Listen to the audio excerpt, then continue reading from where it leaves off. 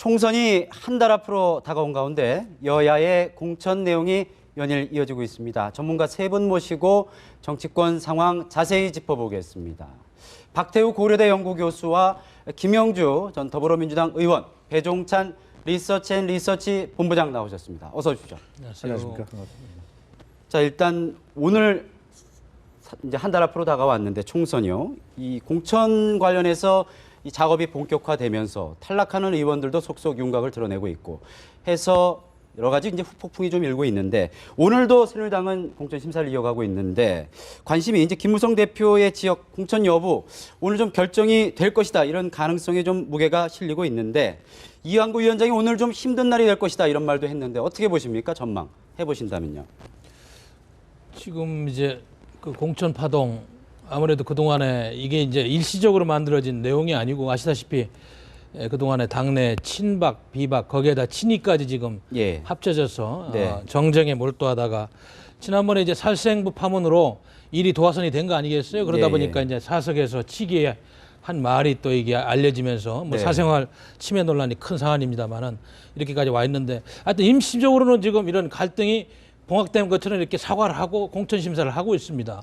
근데 오늘 5시 이후에 발표한다고 돼 있는데 김무성 대표 원래 공천 발표하기로 돼 있는 걸 보류시키고 오늘 할 것이냐 아니면 또 안 할 것이냐 이것이 지금 쟁점 아니겠어요?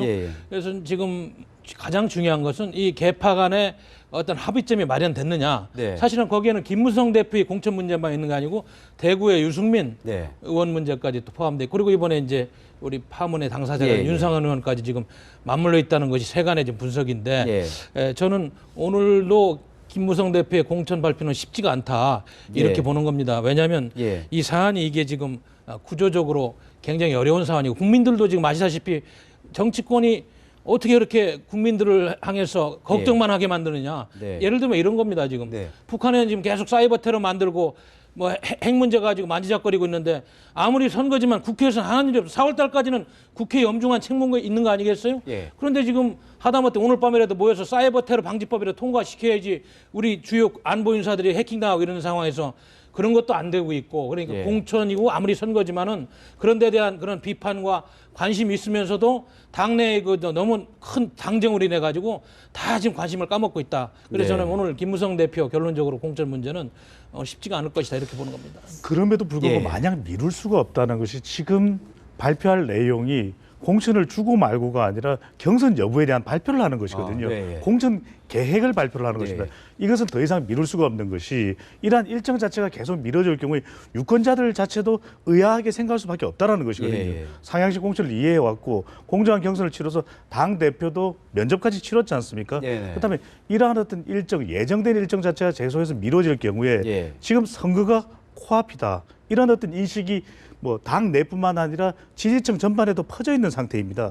그럴 경우에 더 이상 이러한 일정들이 갈등을 더 야기할 수 있기 때문에 미룰 수 없다는 것이고 또 하나 중요한 것은 선거가 공천만으로 끝나는 것이 아닙니다. 공천이 마무리되고 난 이후에 선거의 본선 경쟁력을 이끌어갈 주요한 인물이 당대표입니다. 당대표가 질의멸렬해지고 본선에서의 선거 지원 능력이 상실될 경우에 가장 큰 타격을 입는 것 역시 새누리당입니다. 그렇다면 어느 정도 당대표가 이러한 본선 경쟁력을 주도해 갈 수 있는 선거에서의 역할을 할 수 있는 여지는 만들어줘야 되기 때문에 더 이상 미룰 수만은 없어 보입니다.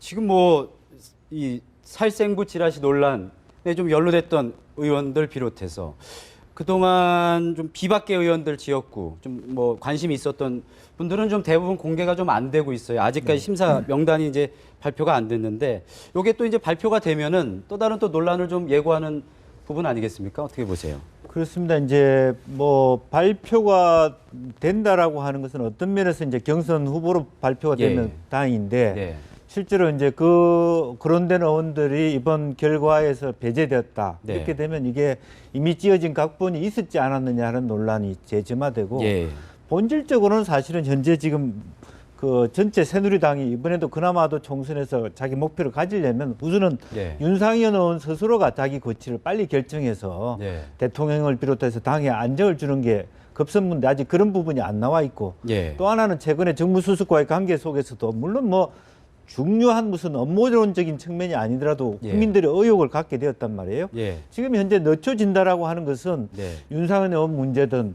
예. 지금 이제 대표의 문제든 간에 청와대하고 마치 또 본인이 오늘 힘든 날이라고 하는 것은 양구 공감위원장이 힘든 예. 날일 수도 있고 네. 그 의미가 그 대상자들이 힘든 날일 수가 있겠는데 둘 다일 예. 가능성이 많습니다. 네. 본인은 시간이 방금 말씀하신 대로 우리 배범 부장 말씀하신 예. 시간은 없는데 예. 이것을 다 청와대나 친이 친박을 다 만족시키는 구도를 예.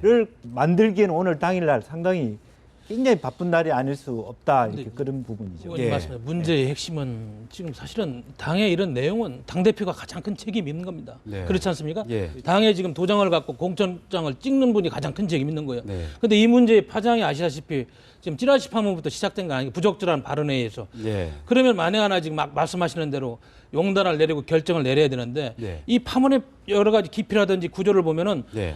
당 대표까지 같이 이렇게 연계해가지고 이게 처리가 안 되면은 이것 또한 또 문제가 돼가지고 앞으로 네. 친박 비박이 또 싸우게 돼 있단 말이에요. 예. 이게 사안이 크다 보니까 오늘 5시까지 합의가 안 됩니다. 제가 보기에는 밤늦게까지 아마 회의를 하고 밀고 땡기고 하는 그런 여러 가지 일종의 프로세스가 좀 진행될 거다. 예. 그래서 쉽지 않은 사안인 거죠, 사실은. 네. 어제 같은 경우에 이제 현역 의원이 새누리당 3분이 결국 이제 공천에서 탈락을 했는데 그 야당하고 비교하면 아직까지 그 현역 의원 그 공천 탈락 낙천자가 그렇게 이제 윤곽을 많이 드러낸 상태는 아닙니다. 그래서 이 수도권 그 비박계라든가 특히 이제 대구 아까 말씀하신 대로 여러 가지 그 지역구가 이제 진박, 친박 뭐 여러 가지 비박 또 이렇게 여러 가지 이제 계파 간에 그 어느 점에서 이제 낙점을 받느냐 이런 부분도 규모 공천 탈락의 규모라든가 이런 것들이 이제 윤곽을 대면 굉장히 좀 시끄러울 것 같기도 한데 어떻게 보십니까? 앞으로 전망을 좀 해주십니다. 봉합이 강건이다인데 네. 새누리당의 경우에는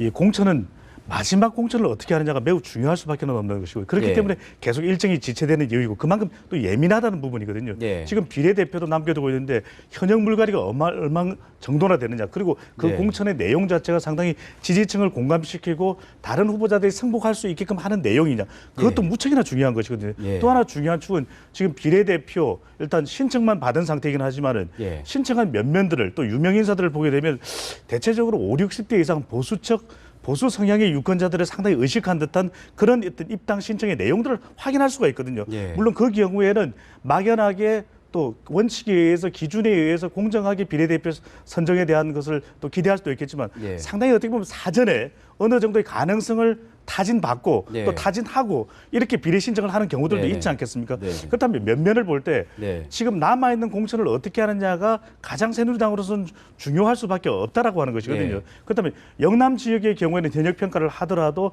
그 미치는 파장이 제한적이겠지만 네. 그러나 영남의 경우도 그리고 수도권의 경우도 모든 최종적인 결과는 수도권의 본선 경쟁력에 영향을 미칠 수밖에 없다라는 것입니다. 예. 그렇다면 향후 가장 큰 새누리당의 화약고는 대구입니다. 네. 그리고 이 대구와 걸려 있는 또 대구와 관련된 입장도 이 당 대표와는 또 무관할 수가 없다라는 것이거든요. 그동안 상향식 공천을 꾸준히 주장을 해왔기 때문에 예. 그렇다면 앞으로 남아 있는 관건은 얼마나 명분 있게 설득력 있게 마지막 공천의 내용을 봉합할 수 있는 수준으로 이 공관위장이 발표할 수 있느냐. 예. 이제는 더 이상 폭노전은 안 될 겁니다. 지지율에 예. 영향을 미칠 수 있고 심지어는 대통령의 지지율에도 국정 운영에도 부담을 줄 수밖에 없다라는 것이거든요. 예. 그러면 앞으로는 결단을 한쪽의 입장으로만 결단을 내리는 방향이 아니라 예. 모든 쪽에 어느 정도 절충하는 봉합인데 네. 그 봉합의 수준과 묘가 과연 공관위장이 발휘할지가 예. 관건으로 보여집니다. 그럼에도 불구하고 제가 보기엔 지금까지 더불어민주당은 현역 의원을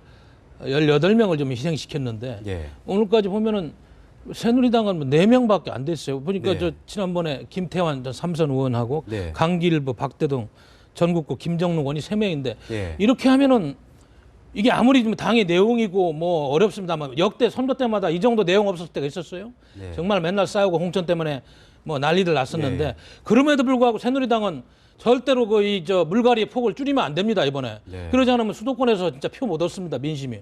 그래서 지난번에 말씀드렸듯이 예. 지금 4명 현재까지 현역 탈락시켰는데 오늘 이제 내일 발표하는 거 보면 알겠습니다만 예. 정말로 최소한 40%는 현역을 물갈이하면서 네. 이게 가야지 네. 민심이야. 그래도 이놈들 미안합니다. 이 정치권이 이래저래 이렇게 예. 엉망인데 그래도 네. 뭔가 좀 의지가 보인다. 네. 요 정도의 성의는 보여야 되는 거 아닌가 저는 그런 생각이 드네요. 바로 네, 그런 부분이 아마 공포적인 부분 아니겠습니까? 네. 마지막 최종적으로 더불어민주당과 새누리당이 다 발표하고 난 다음에 컷오프의 비율이 누가 더 많을지 모릅니다. 예. 그렇기 때문에 앞으로 남겨져 있는 지금 예. 황진화 사무부총장이 고민한 지점이 자꾸 늦어지는 이유가 뭐냐? 예. 정치권에서 늦어진다는 건 뭡니까? 마지막에 가서 3월 15일 이후에 18일 거의 등록 하루 이틀 남겨놓고 시간 없으니까 예. 이쪽은 전략공천한다고 바로 날려버리는.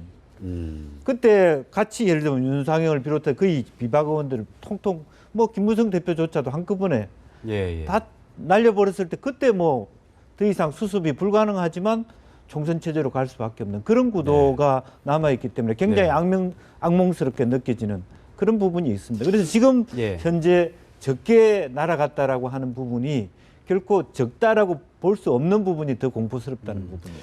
김영주 의원님 말씀에서 동의하는 부분이 이 초읽기에 들어갔다. 지금 이 이세돌 천재 바둑 기사와 알파고의 대결도 우리가 초읽기 국면을 보고 있지 않습니까? 예. 마지막에 둘 수 있는 수가 사실은 마땅치 않고 그만큼 민감하고 부담을 안고 있다라는 것이거든요. 네. 그런데 이게 후보자 등록하는 바로 직후에 공식 선거운동에 들어가게 됩니다. 네. 그다음에 가장 마지막 순간에 가장 예민한 지역의 공천을 발표함으로써 예. 빨리 경선 후 일정이 일파만파 퍼질 수 있는 그 공간을 최소화하면서 예. 바로 선거운동 국면으로 전환될 수가 있거든요. 그럴 경우에 유권자들이 가질 수 있는 어떤 반감 예. 또는 반발 네. 이런 부분들을 최소화하는 것이 네. 어떤 당 내의 판단일 수는 있는데 네. 그럼에도 불구하고 깜깜이 아직 이 한 달이 채 남지 않았는데도 불구하고 예. 이 후보가 누구인지도 모른다라고 하는 유권자들 전반적인 어떤 실망감 예. 심지어는 유권자들 사이에서는 이런 여론도 지속적으로 감지되고 있습니다. 예. 전 의원들을 컷오프해야 된다. 이것은 제가 단순히 드리는 말씀이 아니라 여론에서의 각종 댓글이라든지 빅데이터 분석을 해보면 너무나도 큰 실망이거든요. 우리가 컷오프 그러는데 예. 이걸 전면적 컷오프를 해야 되는 것이 아니냐는 이야기에 직면한다면 이제는 좀 제대로 예. 국민들을 좀 유권자들을 좀 공감시킬 수 있는 공천을 마지막 순간에라도 카드를 예. 꺼내 들어야 할 것으로 보여집니다. 대구 경북 지역 민심도 아무리 뭐 친여권 성향이라 하더라도요. 예. 대통령님 대구 가신 부분 물론 뭐 경제를 위해서 가야 될 행사가 있으면 가야 예. 되는데 마치 자기 당 국회의원들을 떨어뜨리기 위해서 지금 현재 대구 경북 지역에 경선이 이루어지지 않았단 말입니다. 예. 그러면 대통령 가시면 사실은 2, 3일 이후에 여론에 반영되는 건 기정사실이거든요. 예. 마치 그걸 계산하듯이 가시고 난 다음에 예. 한 3일 뒤에 발표한다. 그러면 너무도 네. 그 뭐랄까 비박계 현역 입장에서는 속을 부글부글 끓지 않겠습니까? 너무 이렇게 빌미를 주는 부분이 많기 때문에 예. 사실 대통령님이나 어떤 지도부가 당내 지도부가 좀 갈등을 보합하는 예. 쪽으로 가야 되는데 네. 시간이 갈수록 더욱더 치킨 게임 쪽으로 가는 것 같아서 네. 굉장히 아쉽다 그런 생각을 하게 돼요. 비박계 입장에서는 이제 그런 예. 어떤 그 입장을 좀 가질 수 있는 부분이라고 사료가 되고요. 그렇다면 이제 야당 같은 경우에는 지금 물갈이가 좀 많이 진척이 이제 막바지에 이런 상황이다 보니까 여러 가지 이제 특히 이제 전략 공천 때문에 여러 뒷말이 나오고 있습니다. 이제 특히 아무래도 이 김종인 대표가 이 정치권에 익숙하지 않은 어떤 그 다른 어떤 독특한 수를 쓰면서 당내에서 이제 여러 가지 좀 물컥 부글부글하는 움직임이 이제 좀 가시화되는 그런 조짐도 나타나고 있는데요. 어떻게 보십니까? 지금 일단 이해찬 전 국무총리의 지금 이 컷오프 될 것이냐 안 될 것이냐 살아 돌아올 수 있을 것이냐 이런 게 굉장히 관심인데 어떻게 좀 전망을 하고 계세요? 예찬 전 총리 같은 경우는 예. 우선은 이제 친노 자장이라는 의미에서 상징적으로 예를 들어서 뭐 국민의당이 가장 요청하는 큰 네. 최고의 인물 아니겠습니까? 네, 네. 이제 그런 부분은 모르는 바는 아니나 네. 이제 이번 선거구 획정 상태에서 중부권이라고 하는 예. 충청권, 예. 대전권의 자장이란 말이에요. 특히나 그 지역을 대표하시는 예, 분이기 예. 때문에 그 지역에 과연 그 예찬 전 총리 의원님을 이렇게 컷오프 했을 때 네. 그 실제로 그 충청권의 선거를 진두지휘할 수 있는 문제 네. 상당히 전략적인 한계가 있고요. 네. 또 세종시에서도 마땅한 후보가 없다는 부분이 있고 네. 또 사실은 뭐 외람된 말씀이지만 외모는 굉장히 좀 네. 나이가 들어 보이시지만 예. 정동영 의원하고 네. 나이가 같습니다. 예, 예, 60대 초반이기 때문에 사실 네네. 100세 시대에 비하면 네. 그렇게 뭐 물론 선수는 정치를 일찍 시작했기 때문에 오래지만 예. 그래서 제가 보기에는 이 부분도 아마 김종인 대표 체제에서는 청청대 의원의 경우처럼 네. 마지막까지 토론 속에서 이게 서로 네. 이렇게 뭐 표결까지 가야 되는 그런 네. 상황이 있을 수도 있겠다. 그래서 네. 김종인 대표가 이렇게 하라 저렇게 하라 하기보다는 네. 내부에서 뭐 어떤 치고받는 여러 가지 뭐 토론을 통해서 네. 장고 끝에 여러 가지 결론을 가지 않을까 그런 생각이 듭니다. 근데 제가 생각하는 거는 지금 김종인 비대위원장께서 누차 예. 비대위원장, 선대위원장을 맡으면서 공표하는 것이 어떻게든 야권의 체질 개선, 운동권직 정당을 친노 패권주의를 천산하면서 새로운 야당으로 개혁하지 않으면 우리 대한민국의 미래가 없다. 이거는 그분이 정말 한두 차례가 아니에요. 그렇게 이야기해 왔는데 어떻게 보면 친노 세력의 좌장격인 우리 이해찬 의원님을 모르겠어요. 어떻게 판단할지. 뭐 물론 그런 충청도에 대안은 없습니다만은 예. 그냥 두고 간다는 건 수도권에서 오히려 야당이 더 많은 의석을 이룰 확률이 있고 그리고 제가 보기에는 이번에 20대 총선의 최대 관전 포인트는 예.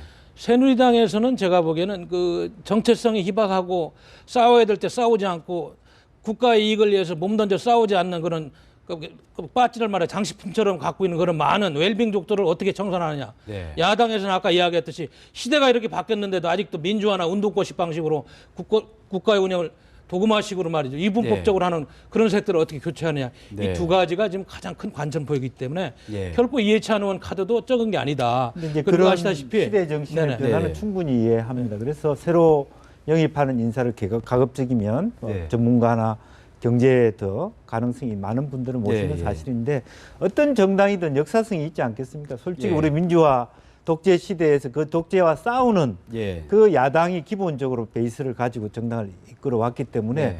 그렇다고 해서 그런 새로운 변화에 따라서 모두를 다 뭐 대안이 없이 예. 이렇게 뭐 국민의 네. 뜻이라고 무슨 말씀인지는 네, 알겠습니다만은 네. 하기에는 여러 가지 현실적인 한계가 네. 있다라고 하는 부분들은 아니, 말할 지금까지 수밖에 근데 없습니다. 예. 김종인 비대위원장이 너무 큰 소리를 치고 공언한 바대로 공천이 안 되고 있어요.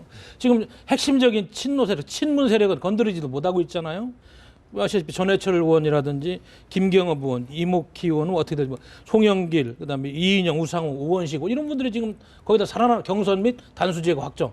이거는 가장 그 야당의 큰 선장 역할하는 김종인 위원장이 우리 국민을 향해서는 엄청나게 큰 소리를 해놓고 용두삼이, 현실적으로 태산명동의 가면 서일필 이제 뭐 좀 실천이 안 되고 있는 그분들이 거죠. 이제 학생 운동권 예. 출신이기도 네, 하고 또 국민들이 보기에는 과거의 생각에서 벗어나지 못했다라고 하는 생각도 있을 수 있겠습니다만 그러나 그럼에도 불구하고 초선 재선하면서 지역에서 신임을 받아왔고 예. 현실적으로 지역에서 활동했기 때문에 또 뭐 부분적으로는 수도권에서 그 예. 현역에 대한 교차율이 상당히 높은 것도 사실이지만 예. 또 다른 한편으로 지역에서 인물 대 인물 구도로 여론조사를 돌리면 네. 그분을 빼내기가 상당히 쉽지 않습니다. 현실적으로. 네. 그런 부분도 있다는 말씀을 드릴 수밖에 이 없어요. 공천의 완성은 네. 마지막 공천인데요. 예. 이 지지율이 나르샤.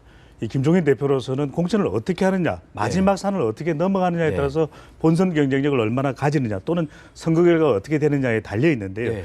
이 공천의 마지막 제일 꼭지점에 이해찬 의원이 서 있습니다. 네. 그만큼 이 더불어민주당, 그 이전에 민주당, 또 그 이전에 새정치국민회의를 때 가장 상징적이고 정치적으로 혁혁한 그 공을 또 세웠던 것이 이해찬 전 총리 아니겠습니까? 그럼에도 불구하고 새로운 세계를 열어가기 위해서는 김종인 대표를 향해 있는 여론의 압박은 또 변화를 원한다라는 목소리도 여러 군데서 여기저기서 들려오고 있는 것이 또한 현실이고 사실이거든요. 그러다 보면은 이번 선거에서는 이 충청의 한 의석 또는 세종의 한 의석을 떠나서 정당 투표가 또 따로 있습니다. 네. 그러니까 이번 총선뿐만 아니라 차기 대선을 생각할 때는 이 영남, 특히 대구, 경북, 부산, 울산, 경남에서는 친노 세력에 대한 상당한 거부감이 있어갖고 그러한 거부감으로 인해서 네. 더불어민주당의 이 김부겸 전 의원이죠. 예. 후보가 상당한 어떤 선거에 부담을 안고 있는 것이 또 사실 아니겠습니까? 예. 그리고 차기 대선으로 본다면 문재인 전 대표입니다. 예. 본인의 어떤 정치적인 배경, 또 네. 부산, 울산, 경남 아니겠습니까? 예. 여기서 또 지지율을 어느 정도는 확보해 가야 되는 것이거든요. 예. 그런 면에서 상당히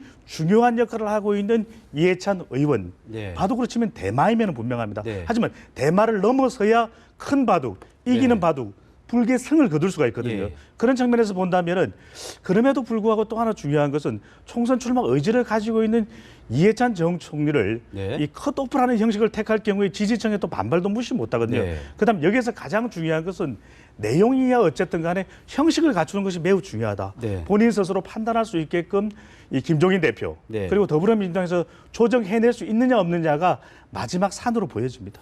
지금 일단은 이해찬 전 총리 같은 경우에는 선거에 뛰어들겠다 이렇게 이제 어제 선거사무소 개소식에서도 얘기를 했기 때문에 자, 이 김종인 대표의 이 마지막 수에 대해서 상당히 고심을 하는 흔적이 좀 역력한데 일각에서는 이미 마음속으로는 용퇴해 주십사 하는 어떤 그런 마음을 가지고 지금 시간을 좀 보는 거 아니냐, 마지막 명예로운 퇴진을 위해서 보는 거 아니냐, 그거 하나가 있고요. 아까 말씀하셨듯이 지금 이제 정청래 의원이나 또 이제 전병헌 의원 이제 상당히 이제 후폭풍이 조금씩 그 가시화되는 상황에서 아까 말씀하신 것처럼 핵심 지지층의 좀 이반이랄까 이런 부분도 좀 고심하는 것 아니냐, 어떻게 보십니까? 어떤 그 김종인 대표 의중은 어디에 있을까요?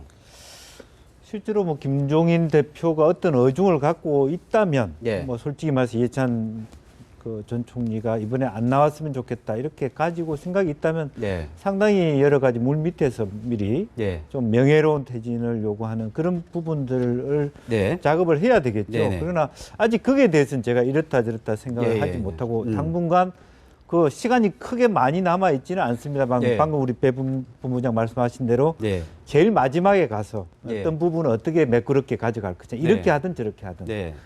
그런 부분들이 이제 아직도 고민을 조금 하고 계시지 않겠냐 하는 생각이 있고요.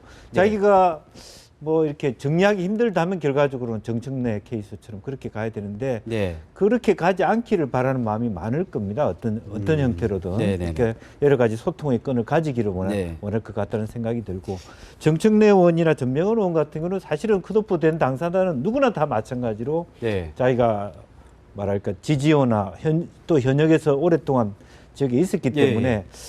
뭐 부당하다고 생각하기 마련이죠. 예, 예, 그래서 예. 그런 의미에서 이제 어떤 절차적인 도전을 한다, 그렇게 보면 될 것 같습니다. 그러니까 재심 청구는 그런 측면에서 하는 것이다. 구제 가능성은 조금 낮게 보시는 거군요. 저는 낮게 봅니다. 왜냐하면 사실은 정청래 의원 같은 누구나 다 예. 그런 정도, 물론 생각한 것보다 많은 반발이 있긴 했습니다. 많은 네. 뜨거운 감자 비슷하게 네. 미리 예측됐던 네네네. 경우인데 굳이 재심 청구해서 받아줄 것 같으면 처음부터 그렇게 네. 갔겠냐. 그럼 뭐 한번 네네. 뭐 일부러 이렇게 네, 네. 나도 컷오프를 한번 시켰다. 그러나 재심하면 예, 예. 받아줄 거다. 이렇게 생각하지는 저는 않았다고 자, 생각합니다. 그래서 김종인 대표가 이 가깝게는 이 총선도 총선이지만은 멀리 좀 수를 보고 움직이는 것 아니냐 이런 얘기가 나옵니다. 뭐 대선까지 또 염두에 둔 포석이라고 볼 수가 있는데 결국에 이제 아까 말씀하신 것처럼 지금 핵심 친노들은 좀 거의 좀 살아남은 것이 아니냐 이런 이제 그 관측과 해석들이 나오고 있는 상황에서 결국 이제 남은 가장 그 친노의 좌장으로 했을 때는 이해찬 전 총리를 어떻게 보면 컷오프함으로써 명분을 또 얻을 수 있는데 그것이 이제 야권 통합하고도 또 연관이 되는데요. 오늘 그 안철수 대표가 예정이 없던 기자 간담회를 자청을 해가지고 이 김종인 대표에 대해서 좀 여러 가지 부정적인 얘기를 많이 했습니다. 이 국민의당 깃발을 내리고 좀 들어오라는 뜻이냐? 이 김종인 대표의 통합론은 힘을 앞세운 협박이고 정치 공작이다 이렇게 얘기를 했습니다. 어떻게 보십니까? 좀 이 야권 통합은 이미 좀 어렵게 됐다 이런 쪽에 좀 무게를 갖고 계신지 어떻게 보세요?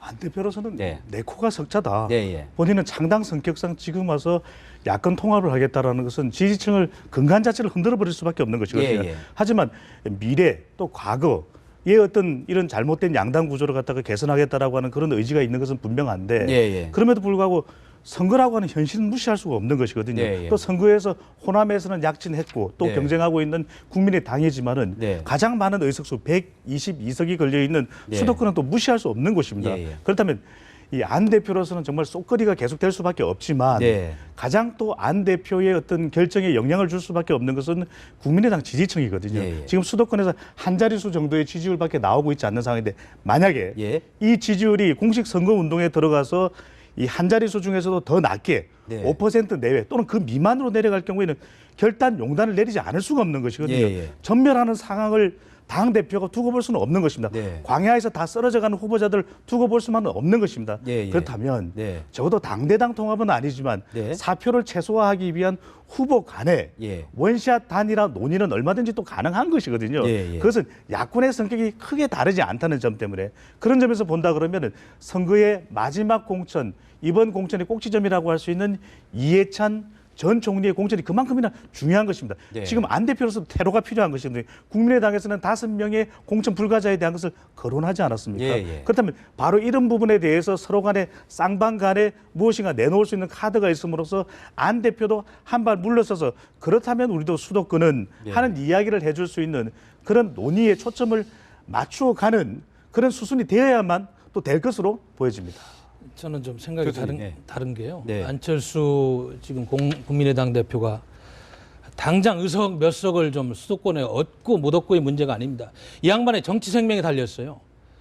이번에도 본인이 광야까지 이육사 시인의 그런 초심으로 돌아가 역사 문제를 이야기하면서 예. 이야기해놓고 뭐 슬쩍 또 정치 철학을 변질시키고 접으면 안철수 의원이 국회의원을 할지 모르지만 그 양반이 꿈꾸는 정치는 못합니다. 예. 그리고 제가 지난번에도 말씀드렸듯이 지금 천정배 의원이나 김한길 공동대표 불과 2달 전에 무슨 이야기를 했어요. 예. 지금 더불어민주당 낡은 진보 친노 패권 절대로 안 된다. 이 세력과는 정치를 하면 안 되고 새로운 여당을 만들어서 국민한테 희망을 주는 네, 네. 새로운 정치를 해야 된다. 네. 얼마 됐어요 국민들한테. 네. 그러고 금방 엊그저께 한약 잊어먹고 당장 자기 표 계산이 안 되니까 네. 자기 자신이 정치 이익이 먼저예요. 네. 그다음에 두 분이 개파이, 국가의 이익은 맨 후순위야 보니까 이런 사람들 국민들이 평가 안 합니다. 안철수 의원 이런 사람들 만들고 또 좌지우지하면 안철수의 정치 생명이 네. 끝나는 거예요. 지금 보세요. 지난번에 그 안보 문제 났을 때 북한의 핵 문제, 미사일 문제 났을 때 안철수 의원이 보수적인 그 안보관만 이야기했으면 말이죠. 지지율이 이렇게 떨어지지 않아요. 중도층이 다 달아난 거예요. 그리고 이번에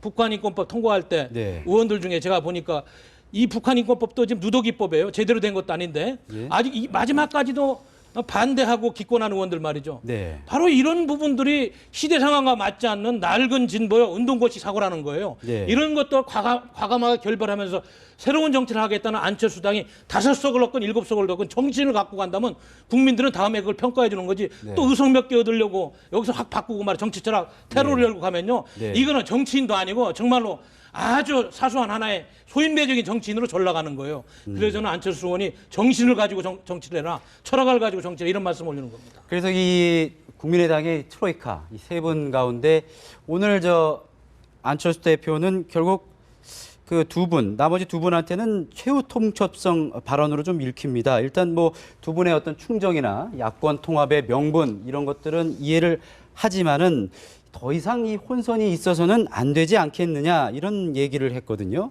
그러면서 이제 김한길 선대위원장 사퇴는 수용하겠다. 그리고 천정배 대표한테는 복귀를 요청했다라고 여지를 좀 남겼는데 결국에는 좀 이제 어떤 결별 수순으로 가는 모양새가 아니냐는 이런 관측도 좀 나오고 있거든요. 어떻게 보십니까? 우선 뭐 이 문제를 자초한 것은 사실은 안철수 대표 자신입니다. 예. 만약에 네. 그 국민의당이 창당 초기처럼 지지율이 높았다면 호남의 민심이 국민의당으로 쏠려갔을 가능성이 굉장히 높고요. 네. 그러면 굳이 통합 논의를 뭐 주거니 받거니 이야기하지 않아도 되는 상태도 같고 오히려 더불어민주당을 예, 예. 뭐 없애버리자라고까지 공격할 수 있는 여지도 있었다고 네네. 보여집니다. 그런데 실제적으로 솔직히 이제 호남의 민심의 핵심은 네. 호남 중심으로가 아니라 전체 폭을 넓혀서 네. 호남 후보도 대통령 후보가 되는 당을 만들어 달라, 새로운 당 만들어 달라는 네네. 건데 본인 스스로가 호남 중심에 파고 들어가서 거기서 말하자면 성장해내지 못했다. 네.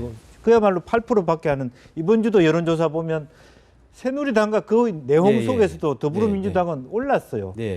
국민의당만 내려가고 있다. 네, 네. 그럼 호남에서 봤을 때 더 이상 이 길이 이 산이 아닌가 보다 이렇게 된 상태에 있기 때문에 네, 네. 더불어민주당하고 통합해야 된다는 민심에 사 있습니다. 그렇기 때문에 네. 김한길, 천정배 두 분은 합해야 된다는 쪽으로 갈 수밖에 없는 거고 네, 네. 갈등이 나타날 수밖에 없습니다.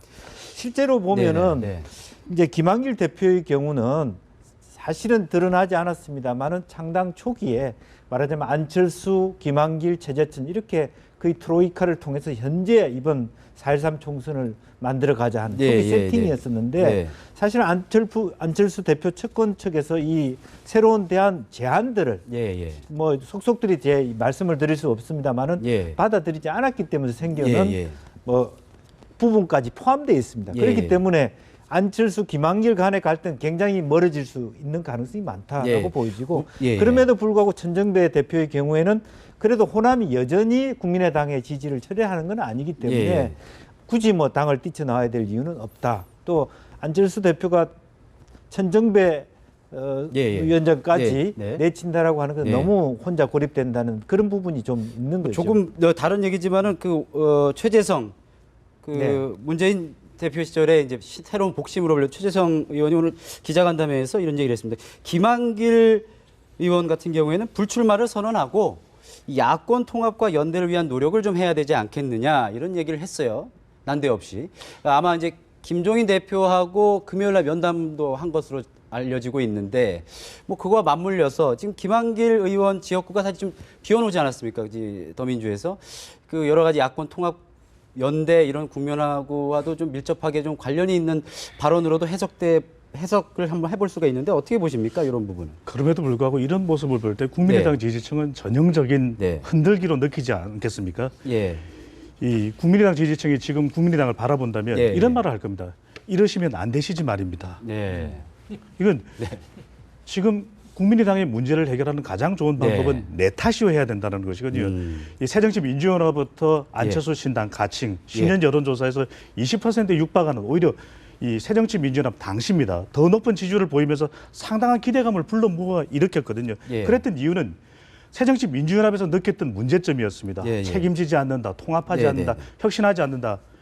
그렇다면 지금 국민의당 지지층이 이렇게 물을 수밖에 없다는 것이죠. 왜 창당에 책임을 지지 않습니까? 왜 통합한다고 한다면 분열적인 그런 지도부의 모습을 보이십니까? 왜 혁신한다고 해서 정말 아무도 예측할 수 없는 그런 알파고 같은 이 정책 아이디어 제안한다고 하셨는데 어디 갔습니까? 이런 이야기를 묻지 않을 수가 없다는 것입니다. 지금 호남의 지지율도 주춤한 이유, 전국적으로 지지율이 낮아진 이유는 바로 보여줬어야 될 그 모습을 보여주지 못한 것이고 안철수 대표로서는 이러한 당의 위기 국면에서 어떤 리더십을 보여주느냐 그 부분도 너무나 중요합니다. 몇 석을 차지하는 것도 중요하지만 과연 국가 최고 지도자가 될 제목으로서 그런 위기 관리 리더십을 차분히 그리고 꿋꿋이 그리고 이성적으로 그리고 논리적으로 전략적으로 보여주는 그 모습을 국민의당 지지층은 그리고 국민들은 기대하는 것이거든요. 그 모습을 보여줄 수 있느냐 없느냐가 가장 큰 관건으로 보여집니다. 아까 김종인 비대위원장님 고민을 말씀하셨는데 사실은 지금 김종인 비대위원장님 어깨에 대한민국 야당사가 새로 쓰느냐 안 쓰느냐 초입기 들어갔어요.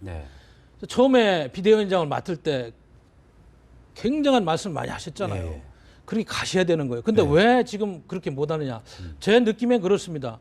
이게 뭐 맡아서 하다 보니까 권력이 다 쏠리고 비상대권을 가지면서 야, 사람이라는 게 또 견물생심이라고 이거 총선 후에 또 내가 잘하면 역할도 있겠구나. 총선 후에 역할이 없다고 생각하고 초에 묻힌다는 각오로 공천을 하고 다 날리면은 김종인 위원장의 말로 가인 김명로 선생님이 손자답게 애국자다 이렇게 평가를 할 텐데 흔들리는 거 사람이 욕심 때문에 이래서 지금 문제가 있는 거고요.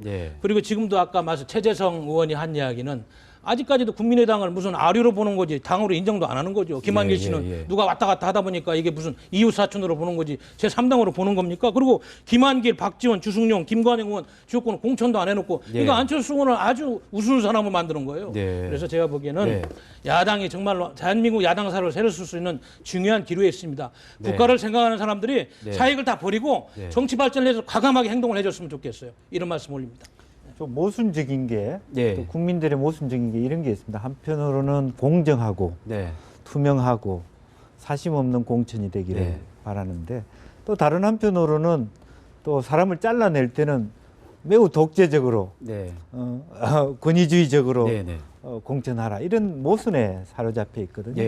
실제로 보면은 제가 생각할 때는 이 김종인 위원장이 뭘 나름대로 방향과 의중이 있다 하더라도 홍창선 위원장하고 여러 가지 교감도 하겠죠. 하지만 최대한 현재 더불어민주당의 공관위원들은 굉장히 자립적이고 자주적인 판단을 하고 있다고 생각됩니다. 다만 밖에서는 다 프레임을 가지고 설정하니까 어떤 사람은 이 사람은 무슨 게 사실은 뭐 무슨 뭐 누구는 무슨 개 하지만 그 무슨 개라는 게 다 틀려요. 네. 들어오는 성격에 따라 네, 누가 네, 분류하는 네, 따라 그렇기 때문에 실제로 너무 지나치게 네. 각자의 프레임대로 이렇게 얘기를 하고 있지 네, 않느냐 네. 그런 생각이 들어요. 네. 조금 이번 주가 여야 모두 좀 이 공천 뇌관 관련해서 상당히 분수령이 될 듯한 한 주가 될 것 같습니다. 대담 여기서 마치겠습니다.